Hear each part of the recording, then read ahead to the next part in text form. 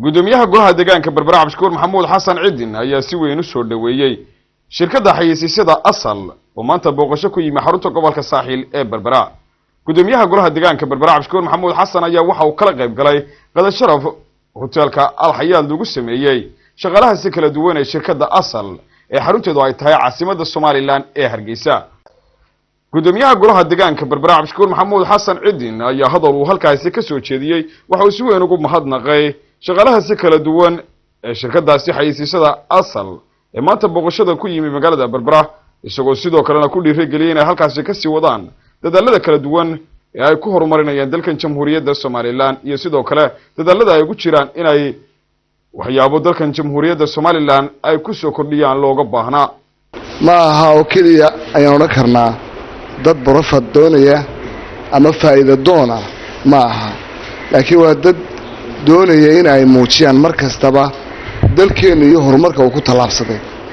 waxaan xasuustaa ama saan aan u garanayaa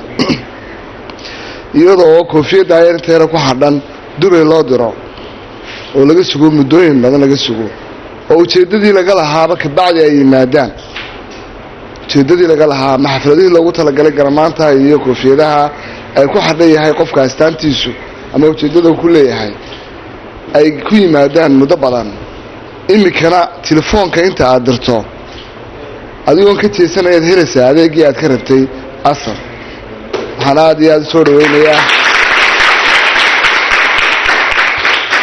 aad iyo aad soo dhaweynayaa ku faraxsanahay waliba ku ballan qaadaya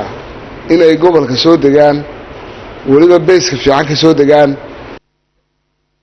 waxa iyaguna sidoo kale halkaasi ka hadlay markiilaha shirkadda Asal oo isaguna si weyn ugu mahadnaqay gudoomiyaha golaha deegaanka Berbera Cabdishakuur Maxamuud Xasan Cidin iyo kaalinta horumarineed oo firfircoon ee uu ka qaatay dalkan Jamhuuriyadda Soomaaliland gaar ahaan degmada Berbera oo uu ku tilmaamay inuu kaalin weyn uu ka qaatay dhinaca horumarka degmada tan iyo intii loo doortay gudoomiyaha golaha deegaanka ee Berbera. waxaan aad iyo aad ugu faraxsanahay maanta Cabdishakuur magaalada ka ah maayirkii magaalada wax qabad badan muujiyay anaguna maadaama aanu nimidnay Berbera waxa chance u helnay inuu nala joogo ugana hambalyeeyno wax qabadka uu muujiyay aan markaasna ku faraxsanahay aanu garab taagnaan doonana insha Allah inta uu maayirkii magaalada ka yahay. waxaana ay halkaasi ay ku gudoonsiyeen abaalmarin ay ugu tala galeen gudoomiyaha golaha deegaanka ee Berbera shirkadaasi Asal.